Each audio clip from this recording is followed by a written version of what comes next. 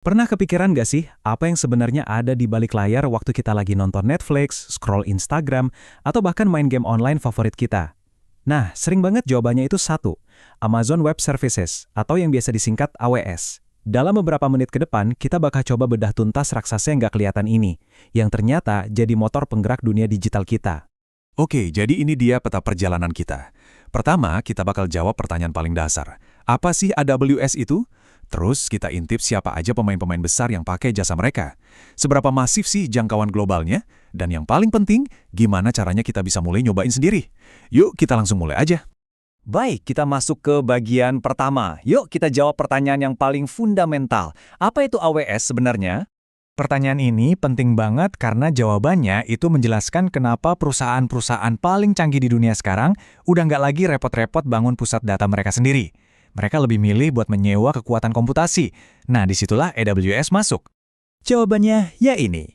Gini deh, AWS itu pada dasarnya kayak tempat penyewaan balok-balok bangunan digital. Jadi, daripada beli server fisik yang mahal banget, perusahaan bisa sewa aja kekuatan komputasi, penyimpanan data, dan lebih dari 200 layanan lainnya. Bayarnya sesuai pemakaian.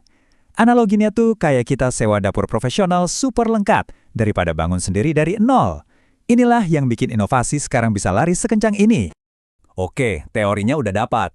Tapi pertanyaannya, siapa aja sih yang beneran pakai ini dalam skala raksasa? Siap-siap kaget ya, karena nama-namanya nggak main-main.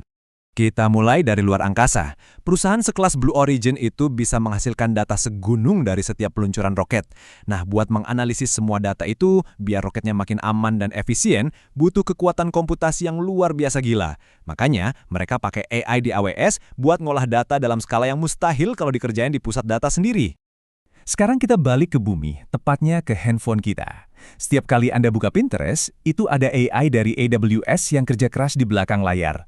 AI ini menganalisis miliaran gambar dan perilaku pengguna buat nampilin pin yang paling relevan buat Anda saat itu juga.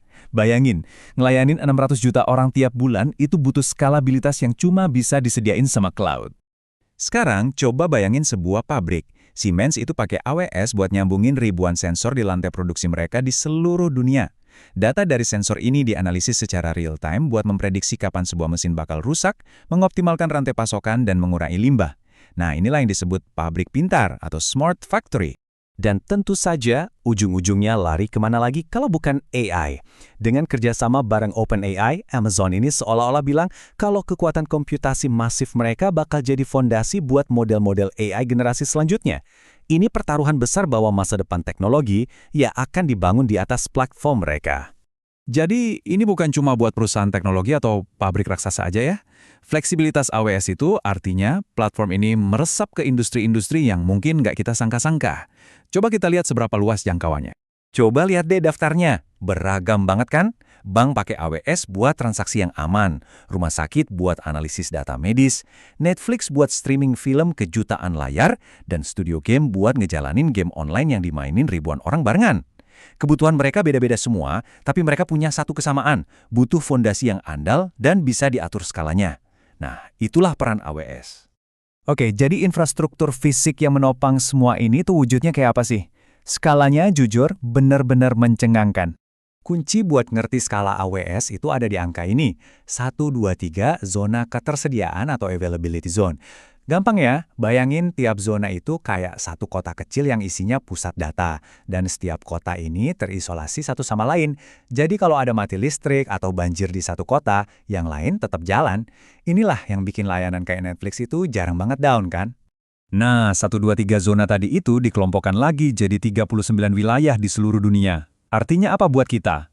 Artinya pas kita lagi streaming video di Jakarta, datanya itu kemungkinan besar datang dari pusat data di Singapura, bukan dari Amerika. Kedekatan ini yang bikin jeda atau lag jadi minim banget, dan pengalaman digital kita jadi terasa instan. Dengan semua kekuatan ini, mungkin kita mikir ini cuma buat perusahaan-perusahaan raksasa, tapi ternyata enggak. AWS itu dirancang biar bisa diakses sama siapa aja, termasuk kita-kita ini. Coba kita lihat gimana caranya. Nah, Ini nih bagian paling asiknya. Kita bisa nyobain semua ini secara gratis. AWS itu nawarin free tier yang ngebolehin kita bikin akun dan mulai eksperimen dengan berbagai layanan tanpa biaya sepeser pun. Ini cara mereka buat ngajak generasi developer berikutnya untuk belajar dan membangun di atas platform mereka. Nggak ada risikonya sama sekali, cuma kesempatan buat belajar. Jadi, mulai dari nonton film sampai eksplorasi luar angkasa, kita udah lihat gimana komputasi awan ini jadi fondasi dunia modern kita. Ini tuh udah kayak listrik atau internet itu sendiri.